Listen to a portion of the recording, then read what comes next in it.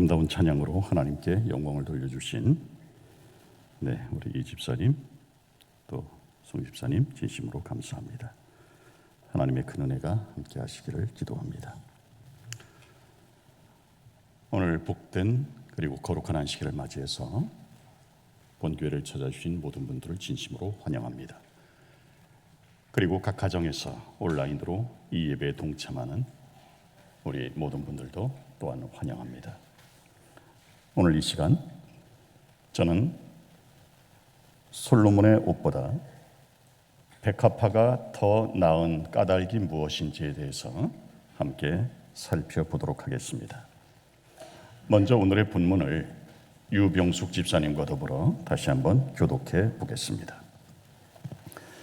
너희 중에 누가 염려함으로 그 키를 한 자나 더할 수 있느냐?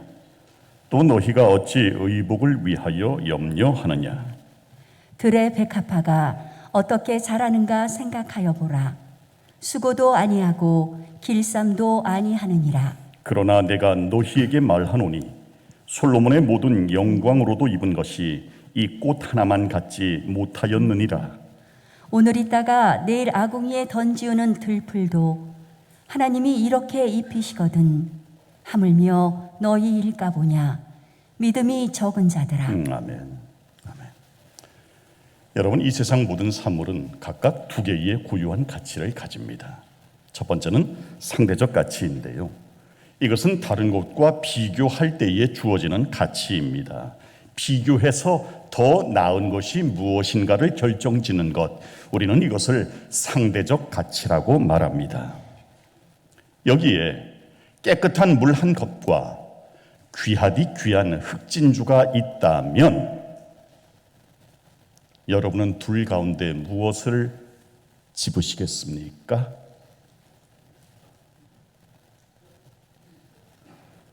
아침에 꿀 잡수지 않으셨잖아요. 뭐를 선택하시겠습니까? 진주죠. 왜? 비교해 볼 때 물은 흔하디 흔한 것이고 진주는 귀하디 귀한 것이며 엄청나게 비싼 것이니까 말입니다. 아마도 정신이 온전한 사람이라면 누구나 진주를 선택할 것입니다. 이처럼 다른 것과 비교해 볼 때 주어지는 가치, 우리는 그것을 상대적 가치라고 말합니다. 반대로 절대적 가치라고 하는 것이 있습니다. 물을 생각해 봅니다. 물의 절대적 가치는 말 그대로 생명입니다. 물은 생명입니다. 물이 있는 곳에 말 그대로 생명이 넘쳐나기 때문입니다. 물은 생명입니다. 여러분, 특별히 물 부족으로 어려움을 겪는 저 아프리카 어린이들이 들고 있는 저 문구는 정말 마음에 와 닿습니다.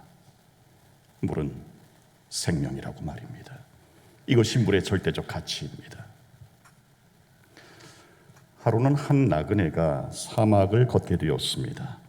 물을 마신 지 3일이나 지나 있었습니다. 목말라 죽을 지경이었습니다. 그러던 중 빈집을 발견했는데 샅샅이 뒤져봤지만 물은 없고 작은 보따리 하나가 감춰져 있었습니다. 기대를 가지고 열어보니까 거기에는 저런 진주로만 가득했습니다. 사막 한가운데서 진주는 별 도움이 되질 못했습니다. 진주를 팔아서 물을 살 수 있는 것도 아니었습니다. 사막 한가운데서의 진주는 말 그대로 물 한 잔만도 못했습니다. 그때 나그네가 남긴 말, 겨우 진주였단 말인가. 아까 여러분 뭘 선택한다 그러셨어요? 진주 선택한다 그랬잖아요. 근데 이 나그네 절체절명의 그 생사의 갈림길에서 물 한 잔이 없으면 죽을 수밖에 없는 상황 속에서 진주 더미를 발견했지만 하는 말, 겨우 진주였단 말인가. 이것이 진주의 절대적 가치고 이것이 물의 절대적 가치라는 겁니다. 물의 절대적 가치는 생존의 필수 요소입니다. 물은 중요합니다. 그런데 옛날 선전 문구 가운데 날 물로 보지 마라는 말이 있었습니다. 날 물로 보지 마. 무슨 말이죠? 나를 하찮게 여기지 말라는 뜻입니다. 그 말처럼 요즘 사람들이 물을 정말 물로 봅니다. 너무 흔하기 때문입니다. 물을 물 쓰듯 합니다. 그러나 물을 물로 보아서는 안 됩니다. 물은 생명의 필수 요소이기 때문입니다. 물은 생명의 원천입니다. 물이 있는 곳에는 생명이 있으니까 말입니다. 여러분, 물을 아껴야 됩니다. 대한민국도 물 부족 국가입니다. 여러분, 마실 물은 아끼지 마시고 쓰는 물은 좀 아껴서 쓰셨으면 좋겠습니다. 한 잔의 물의 가치는 진주보다 귀한 것이니 말입니다.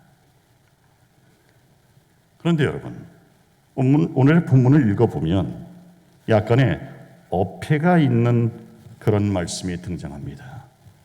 솔로몬의 모든 영광으로도 입은 것, 즉 솔로몬의 옷보다 이 꽃 백합화가 더 낫다고 얘기하는 겁니다.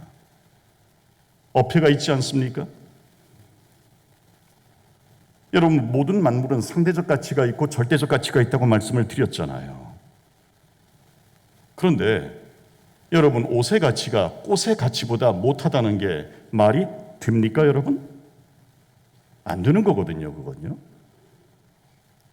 솔로몬의 옷은 대략 이렇게 생겼습니다. 여러분 보시기에 오른쪽에 있는 것이 솔로몬, 왼쪽에 있는 사람이 다윗입니다. 저들이 입었던 옷이 대략 저럴 것으로 지금 추측해서 그린 그림인데 원본과 가장 가까울 것으로 사료되고 있습니다. 그리고 저 옷을 만들었던 당시의 재질이 발견되었는데, 옷감이 발견되었는데 이렇게 되어 있습니다. 그 당시에 자색실은요, 왕 외에는, 그리고 제사장 외에는 도무지 입을 수가 없었던 그런 매우 진귀한 옷감이었고, 왜냐하면 염료 자체가 아주 귀했기 때문입니다. 여러분, 여기서 잠깐 솔로몬의 옷과 백화파를 한번 비교해 봅시다. 우선 상대적 가치로 본다 할지라도 잠시 피어났다 사라지는 꽃보다 옷이 훨씬 가치가 높지 않습니까? 상대적으로 본다 할지라도. 그럼 절대적 가치로 한번 생각해 봅시다. 꽃, 잠시 즐거움을 줍니다. 그러나 그 꽃은 의식주와는 상관이 없는 겁니다. 반면에 옷은 어떻습니까? 추위를 막아줍니다. 수치를 가려줍니다. 상대적 가치로 보나 절대적 가치로 보나 여러분, 들판의 백합화보다는 솔로몬의 옷이 훨씬 더 진귀한 겁니다. 필요한 겁니다. 그런데 예수께서 말씀하십니다. 솔로몬의 모든 영광으로 입은 이 옷보다 이 꽃 하나가 더 낫다고 말입니다. 그렇다면 성도 여러분, 도대체 예수님께서 왜 어폐가 있는 듯한 이 말씀을 주시는 걸까요? 상대적 가치로도 절대적 가치로도 분명히 꽃보다 옷이 높은데 나은데 왜 예수께서는 이렇게 말씀하시는 걸까요? 그 이유를 세 가지로 요약해 봅니다. 솔로몬의 옷보다 백합화가 나은 첫 번째 이유는 바로 보살핌을 받는 손길의 차이 때문이라고 하는 것입니다. 여러분, 여기서 솔로몬의 옷은 인간의 부귀영화를 상징하고 있어요. 어쩌면 우리들은 이 땅을 살아가면서 이 솔로몬의 옷을 입어보기 위해서 안간힘을 쓰고 있는지 모릅니다. 그 목표를 달성하기 위하여 두 눈이 잔뜩 충혈된 채 살아가고 있는지도 모릅니다. 반면에 백합화는 하나님의 보살핌을 상징합니다. 수고도 아니하고 길쌈도 아니하지만 백합화가 아름답게 피어날 수 있는 까닭은 바로 하나님의 보살핌 때문이라고 말하고 있습니다. 여러분, 오늘 본문에서 가장 중요한 테마 가운데 하나는 무엇이냐면은 바로 보살핌입니다. 이 보살핌이라는 주제가 오늘 본문의 핵심입니다. 참새도 하나님이 보살피고 백합화도 하나님이 보살피신다는 이야기입니다. 그러면서 예수님은 말씀하십니다. 하물며 너희 일까 보냐. 하물며 너희 일까 보냐. 여러분, 이 말씀은 하나님이 우리를 보살피신다는 보증이자 약속입니다. 미물조차도 하나님의 손길로 살아가는데 하나님의 형상을 따라 지음을 받은 너희가 왜 믿지 못하고 염려하느냐 질책하시는 겁니다. 그러면서 말씀하십니다. 너희는 솔로몬의 옷을 탐하지 말고 차라리 백합화처럼 하나님의 손길을 기다리고 바라는 사람이 되라고 말씀해 주시는 겁니다. 여러분, 솔로몬의 옷은 사람의 손길을 필요로 합니다. 왜? 사람이 만들었기 때문입니다. 그래서 드라이도 해야 되고 다림질도 해야 되고 그때그때 관리를 해주지 않으면 여기에 좀이 쓸어서 곰팡이가 피어서 결국 버려야 됩니다. 사람이 만든 것은 사람의 보살핌을 받아야 됩니다. 그런데 사람의 보살핌에는 한계가 있습니다. 아무리 솔로몬의 옷이라 할지라도 좀 먹습니다. 사람의 손길은 부족합니다. 그런데 이상하게 사람들은 하나님의 손길보다 사람의 손길을 더 그리워합니다. 참 이상합니다. 하지만 백합화는 하나님의 작품입니다. 하나님의 작품이기 때문에 졸지도 아니하고 주무시지도 아니하시는 하나님이 백합화를 돌보시는 거죠. 여러분, 세상 만물은요, 누구의 보살핌을 받느냐에 따라 가치가 달라집니다. 운명이 달라집니다. 예수님 당시의 세리와 창기들은요, 예수님의 보살핌이 필요한 사람들이었습니다. 예수님께는 사내들인 회원이나 유명 인사들이 아니라 당신의 보살핌이 필요한 사람들이 더 소중한 사람들이었습니다. 예수님의 입장에서 바라볼 때에 가장 소중한 사람은 예수님의 손길을 필요로 하는 사람들이었습니다. 예수님께서 솔로몬의 옷보다 백합화를 예찬하신 까닭이 바로 여기에 있습니다. 백합화는 당신의 손길을 필요로 하고 있기 때문입니다. 사랑하는 부부가족 여러분, 우리가 이 땅을 살아가면서 여전히 하나님의 도움과 이 보호의 손길, 보살핌의 손길을 필요로 하며 살아간다면 우린 백합화들인 것입니다. 하나님이 소중히 여기는 사람은 누구인가? 바로 하나님의 손길을 필요로 하는 사람입니다. 어려움 가운데 있는 사람들, 부자유스러운 환경 가운데 있는 사람들, 하나님께서 도와주지 아니하시면 꼼짝도 할 수 없는 바로 그 사람이 하나님 시선으로 보기에 가장 소중한 사람인 겁니다. 여러분은 얼마나 하나님의 손길을 필요로 하고 계십니까? 하나님의 손길이 없어도, 하나님의 보살핌이 없어도, 하나님의 도우심이 없어도 살아갈 수 있을 만큼 쌓아놓은 것 때문에 그렇게 안심하고 살아가고 계시지는 않습니까? 그러나 그것은 하나님의 불의 국력을 이기지 못할 것입니다. 다 타버릴 것입니다. 나에게 진정 필요한 것이 있다면 그것은 바로 하나님의 보살핌, 하나님의 손길임을 기억하시기를 바랍니다. 6.25 전쟁 때의 일입니다. 소위 반동분자로 몰려서 단체로 수용이 되어 있었는데 한 인민군 장교가 물었습니다. 당신 뭐 하는 사람이요? 목사입니다. 분명히 목사라고 대답했는데 그 인민군 장교의 귀에는 목수로 들렸습니다. 아니, 목수동무가 도대체 왜 여기 있단 말이요? 어디 손 좀 봅시다. 그 목사님이 손을 내밀었는데 마침 그분이 전쟁 전에 교회를 직접 건축하고 계셨습니다. 흙벽돌 찍어내고 대패질해서 문짝 달고 교회를 건축 중이었기 때문에 그 목사님의 손이 매우 거친 목수의 손과 같아 있었습니다. 손을 확인한 인민군 장교는 그 목사님을 풀어주고, 목사님은 구사일생으로 다시 남으로 내려오셔서 목회를 잘 하시다가 전설 같은 이야기가 있습니다. 결국 그 목사님은 건축하느라 거칠어진 손 때문에 살아남을 수가 있었습니다. 여러분, 우리도 매일의 위기 속에서 살아남을 수 있는 것은 거친 손 때문입니다. 그것은 바로 예수님의 못자국난 저 손 때문에 우린 살아갈 수 있는 겁니다. 저나 여러분 모두가 다 솔로몬의 옷을 입을 처지는 아니지만, 비록 들판의 백합화 같은 처지지만, 그래도 살아갈 가치가 있는 것은 나를 지켜주시고 보호하시는 저 하나님의 손길이 있기 때문입니다. 한결같이 나를 돌보시는 하나님의 손길이 있기에 우린 여전히 행복자라고 말할 수 있습니다. 읽어주십시오. 만일 그리스도를 따르는 이들이 열렬히 지혜를 간구할 것 같으면 그들은 아직 그들에게 완전히 알려지지 않은 진리의 풍요한 밭으로 인도함을 받을 것이다.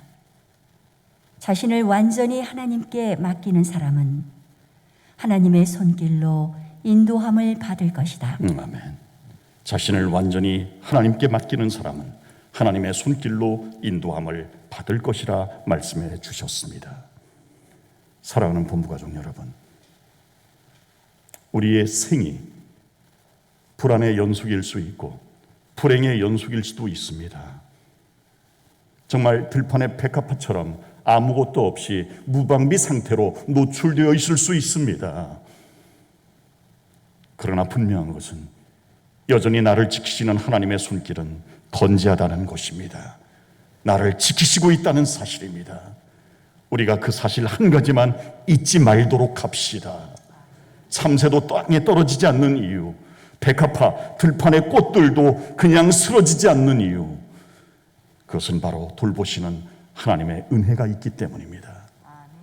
우리 모두 그 하나님의 보살핌을 더욱 기대고 바라고 간구하는 저와 여러분 되시기를 축복합니다.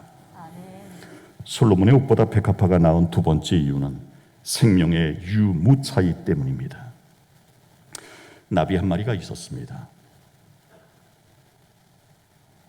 건물 안으로 들어갔고 건물에는 꽃처럼 예쁘게 채색된 멋진 기둥이 있었습니다. 그 기둥 주변을 날기는 했지만 나비는 기둥으로 내려 앉을 수는 없었습니다. 왜? 색깔은 그럴듯했지만 향기가 없었기 때문입니다. 다시 말해서 생명이 없었기 때문이었습니다. 꽃처럼 화려하긴 했지만 꽃처럼 생명을 가지지는 못했기에 기둥은 나비에게 줄 것이 아무것도 없었습니다. 나비에게 줄 것이 없는 아름다운 기둥, 결코 나비를 불러들일 수는 없었습니다. 솔로몬의 옷이 화려할지라도, 그래서 우리를 현혹할지라도 우리가 그 위에 내려앉을 수 없는 것은 생명이 없기 때문입니다. 여러분, 생명이 없는 것은 우리에게 일시적 도움을 줄 수는 있지만 우리에게 영원한 도움을 줄 수는 없습니다. 그런데도 왜 우리는 줄 것 없는 그것에 그토록 매달리는 걸까요? 여러분, 생명이 있고 없음은 매우 큰 차이가 있습니다. 일단 생명을 가진 것은 무엇이나 생산성이 있습니다. 생명이 있는 것은 어떤 것이든지 생산적입니다. 동물들은 이새가 생겨납니다. 생산성입니다. 나무들은 열매를 맺힙니다. 그리고 산소를 내뿜습니다. 생산성입니다. 하다못해 파괴만 일삼아 보이는 육식 동물들조차도 먹이 사슬을 조절해 줌으로 말미암아 생태계가 잘 유지되도록 만들어 줍니다. 생산성입니다. 이처럼 살아있는 것은 무엇이나 생산성을 가지고 있습니다. 읽어주시겠습니까? 너희 중에 누가 염려함으로 그 길을 한 자나 더할 수 있느냐? 또 너희가 어찌 의복을 위하여 염려하느냐? 들의 백합화가 어떻게 자라는가 생각하여 보라. 수고도 아니하고 길쌈도 아니하느니라. 감사합니다. 여러분, 오늘의 본문도 생산성과 관련 있는 말씀입니다. 특별히 이 성경 말씀은요, 염려의 비생산성을 말해주고 있습니다. 즉, 염려는 아무것도 이룰 수 없다는 것입니다. 마치 흔들 의자처럼 수백 번 왔다 갔다 하지만 한 발 자국도 전진할 수 없게 만드는 흔들 의자와 같은 것, 그것이 염려라고 말합니다. 사실 염려할 때는 밤잠을 자지 못하고 생각하지 않습니까? 그런데 그 생각이 나에게 아무런 변화를 가져다 주지 못합니다. 해결책을 제시할 수 없습니다. 그래서 어떤 사람은 이렇게 말했습니다. 100번의 탄식보다 한 번의 기도가 운명을 바꾼다고 말입니다. 그렇습니다. 100번의 탄식보다 한 번의 기도라도 더 드리시길 바랍니다. 염려의 그늘에서 벗어나시기를 바랍니다. 참새도 지키시고 들판의 백합화도 지켜주시는 좋으신 하나님의 손길이 있음을 여러분 믿으시길 바랍니다.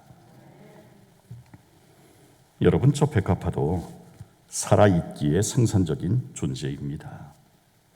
꽃이 피면서 향기를 토하고 향기를 발산하면 벌과 나비가 몰려들고 열매를 맺고 다시 열매는 싹을 틔워서 또 새로운 여러 싹들을 틔워냅니다. 즉, 백합화 신앙은 살아있기에 열매 맺는 신앙이며 살아있기에 계속 이어져 가는, 연속되는 신앙인 것입니다. 본부가족 여러분, 우리네들의 삶이 솔로몬의 옷처럼 화려한 삶은 아니라 할지라도 열매 맺는 그런 신앙이 되었으면 정말 좋겠습니다. 백합처럼 생명이 있어서 아름다운 향기가 있고, 백합처럼 보는 이에게 평안을 주며, 백합처럼 마침내는 온 세상을 그리스도의 향기로 진동시키는 살아있는 백합들이 되시기를 축복합니다.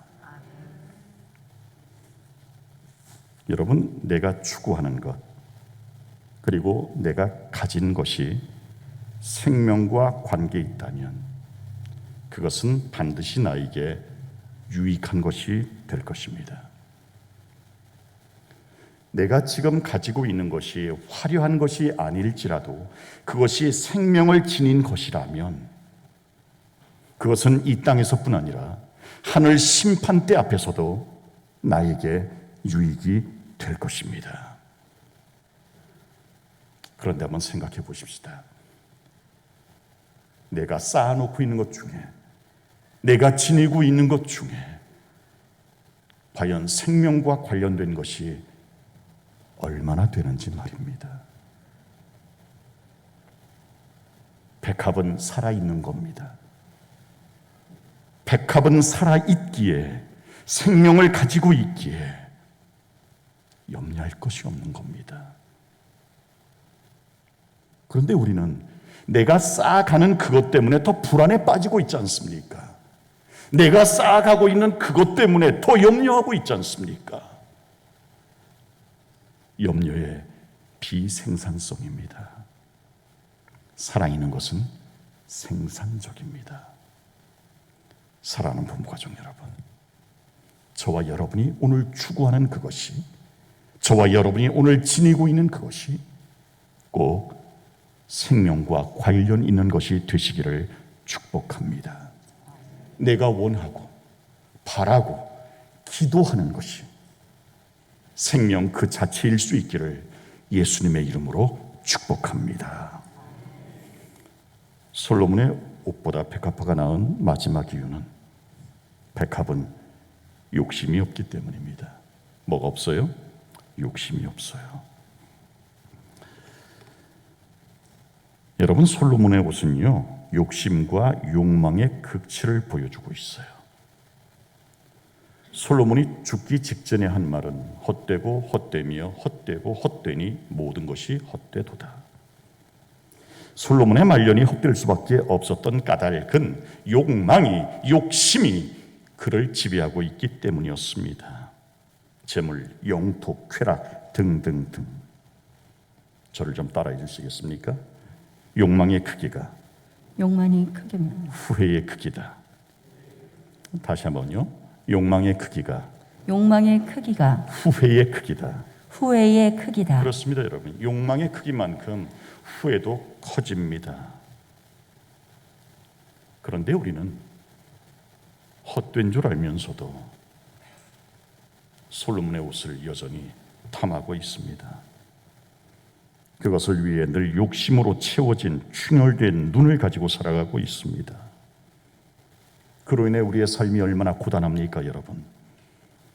여러분, 내가 가진 욕심의 무게만큼 내가 지닌 고통의 무게는 또 얼마나 커집니까, 여러분? 하지만 백합화는 욕심이 없습니다. 백합화는 머리 굴려봤자, 욕심 부려봤자 아무런 득이 될 게 없습니다. 결국 예수께서 말씀하시는 백합화의 삶이란 욕심이 나에게 아무런 유익이 되지 않는 삶인 것입니다. 욕심이 나에게 아무런 유익이 되지 않는 삶, 그 삶이 바로 백합화의 인생인 것입니다. 한 30여 년 전의 이야기입니다. 계산에 매우 능한 사람이 있었어요. 그분은 고아로 자란 다음에 정말 무진장 고생을 해서 사수성가를 이룬 사람이었습니다. 하루는 그에게 한 목사님이 신앙생활을 권하자 그분이 이렇게 물었습니다. 목사님, 예수 믿는 비용은 얼마나 듭니까? 목사님이 대답하기를, 선생님, 비용이 얼마면 믿겠습니까? 대답하기를, 예수 믿는 비용이 담배값 정도 들어간다면 제가 믿겠습니다. 이 말은 무슨 말인가 하면 교회 다니면 담배를 끊을 테니까 그 담배값을 헌금하면 되겠다는 아주 치밀한 계산적인 그런 대답이었습니다. 그러자 목사님이 이렇게 말합니다. 그 정도면 충분하니 교회 나오세요. 그 사람은 그렇게 치밀하게 계산해서 한 달치 담배값을 헌금을 했습니다. 그렇게 6개월이 지나 가자 주변 사람들이 이제는 침례를 받으시라고 자꾸 권했습니다. 그런데 안 받겠다는 겁니다. 나중에 알고 보니 침례 받으면 11금을 내야 된다는 이야기를 듣고 차라리 침례 안 받고 11조 안 내면서 교회 다니는 것이 비용이 적게 든다는 계산 때문이었습니다. 시간이 좀 흐른 다음에 그분이 목사님을 찾아왔습니다. 목사님, 제가 땅에 농사를 짓지 않습니까? 그렇지요. 근데 농사를 지어서 11조를 드릴 때 수확의 11조를 드려야 됩니까? 수익의 11조를 드려야 됩니까?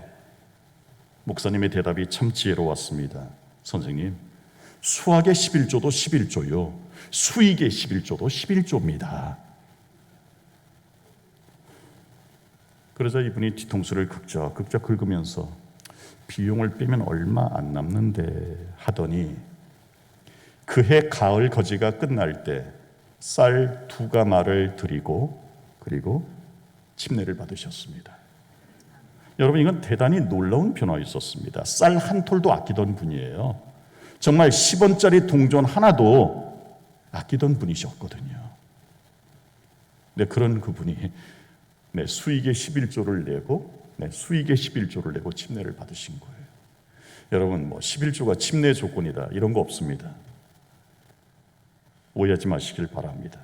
그런데 이 이야기 속에서 그렇다는 얘기입니다. 그런데 그 다음 해 농사가 끝난 다음에 이분의 농사가 다른 해보다 더 잘 된 것도 아닌데 쌀 10가마를 드렸습니다. 작년에는 수익의 11조를 드린 것이고 금년에는 수확의 11조를 드린 겁니다. 목사님이 지나가는 말로 이렇게 툭 농을 던졌습니다. 선생님, 요즘 예수 믿는 비용 많이 올랐네요. 그러자 그분이 이렇게 대답을 합니다. 목사님, 이젠 믿어도 비싸게 믿기로 했습니다. 고귀한 예수님인데 믿어도 비싸게 믿어야지요. 이럴 땐 아멘 하셔야 됩니다. 고귀하신 예수님인데 믿어도 비싸게 믿어야지요. 여러분도 그럴 마음이 있으십니까? 그렇게 되시기를 바랍니다.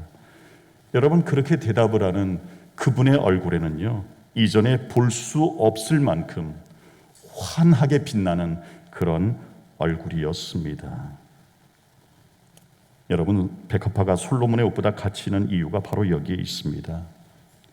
백합화는 오직 하나님의 손길만 의지하기 때문에 하나님을 주인으로 모신 삶을 대표하는 겁니다. 하나님을 주인으로 온전히 모셨기에 욕심이 사라진 삶입니다. 아까 그 비싸게 믿은 바로 그분처럼 말입니다. 담배값으로 시작해서 쌀 10가마로 늘어났으니 정말 예수 믿는 비용 많이 늘어나지 않았습니까? 여러분, 내가 재물을 지배하는 것처럼 보이지만 사실은 재물의 지배를 받고 삽니다. 욕심이 버려지지 않는 한 말입니다.